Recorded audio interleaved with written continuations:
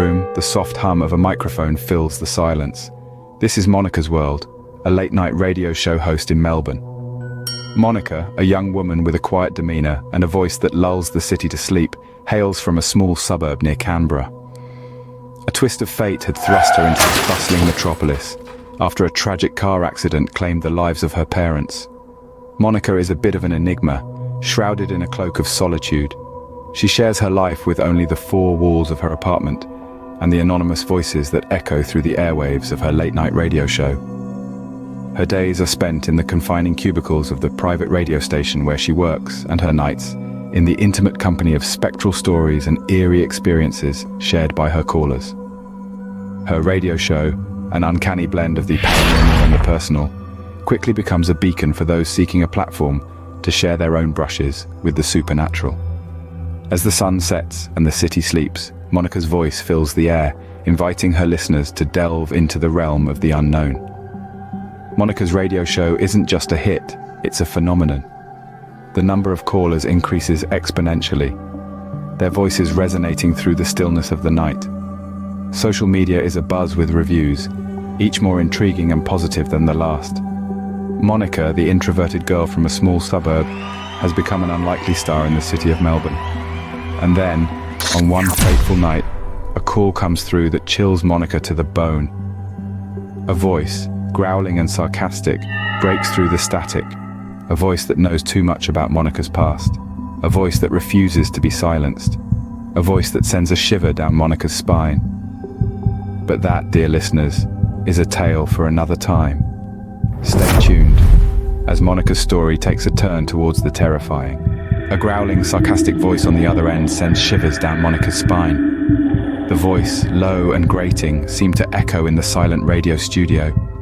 It was a voice that seemed to be not of this world, a voice that seemed to hold the essence of every nightmare she'd ever had.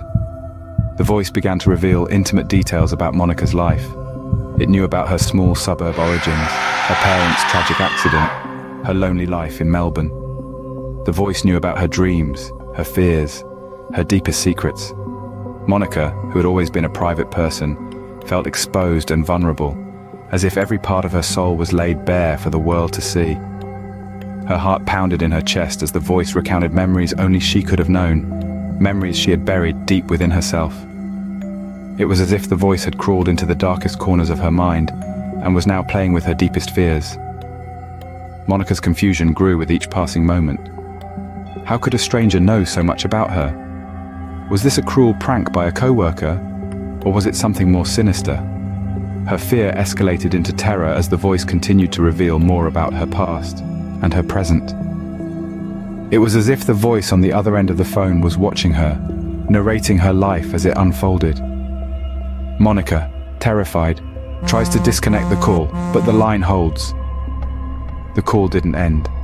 It seemed as though the voice had taken control of the line, of the radio station, of her life. The voice, now more menacing, began to give her chilling instructions. The voice was no longer just a voice. It was a presence, a malevolent force that seemed to reach out from the phone and wrap itself around her. The studio, once a place of comfort and solace, now felt like a cage.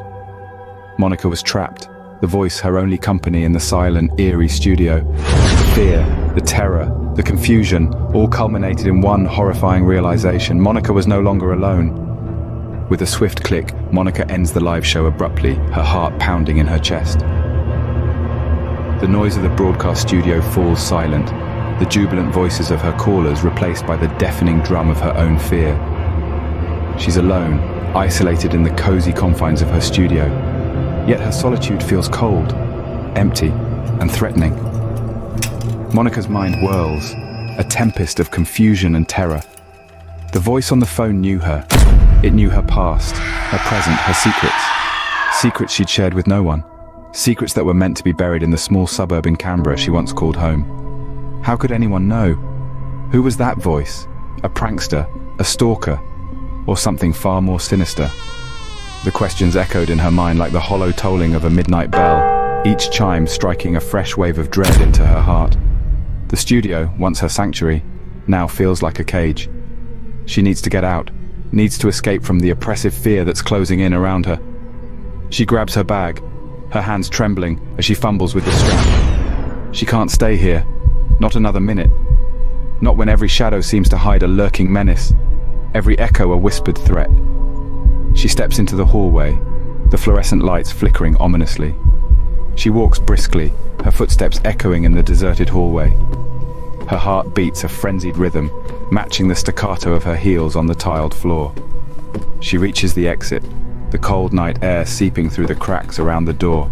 She pushes it open, the chill wind biting at her face. She welcomes the cold. It's real, tangible, a stark contrast to the spectral terror she's leaving behind. She needs to get home, to the safety of her apartment.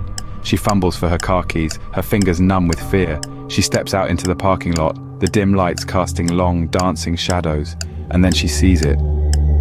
As Monica steps into the dimly lit parking lot, she sees a figure standing in a dark corner. A figure that shouldn't be there.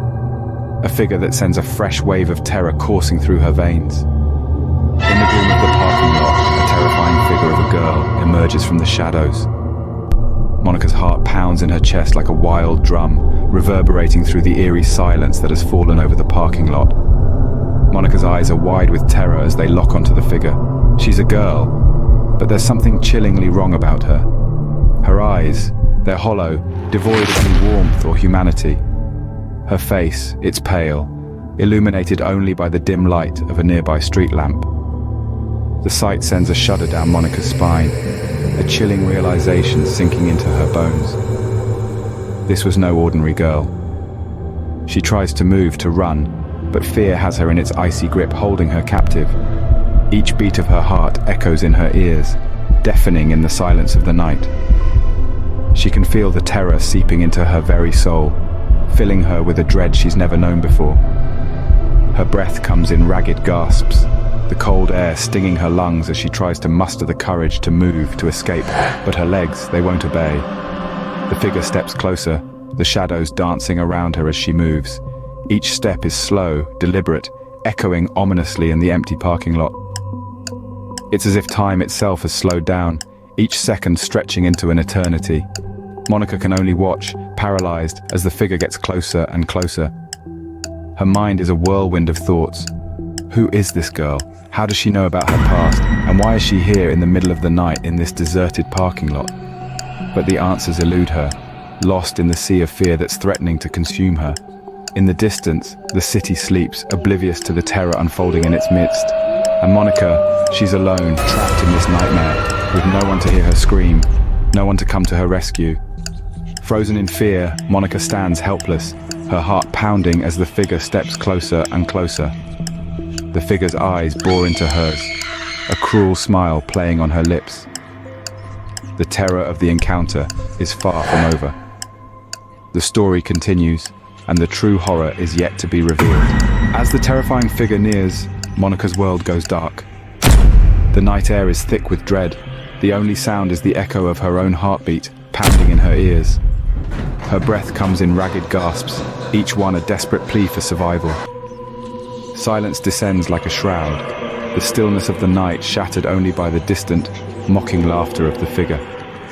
Monica, the introverted radio host, once a beacon of comfort for the late-night listeners, is now herself a victim of the very tales she'd been sharing. The irony of her predicament is not lost on her. A chilling thought creeps into her mind. Is this her punishment for dabbling in the unknown, for inviting the darkness into the lives of her listeners? She had been the voice of the night, the one who dared to tread the path less traveled, to explore the eerie and unexplainable. Now, she's at the mercy of the very darkness she sought to understand. The voice that once comforted countless listeners is now silenced by fear. The once lively radio host is now just another terrified girl, alone in the night. The figure in the shadows remains a mystery. Who is this tormentor that knows Monica's past better than she herself does? Is it a vengeful spirit from her past, or a malevolent entity she unknowingly invited into her life? The questions are as endless as they are terrifying.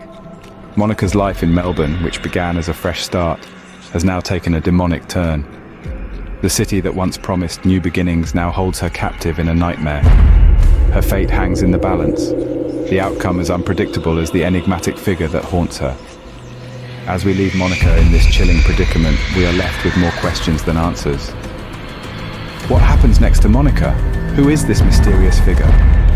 The answers are shrouded in darkness, waiting to be revealed in the next part of this spine-tingling tale. Stay tuned for the next part of this chilling tale.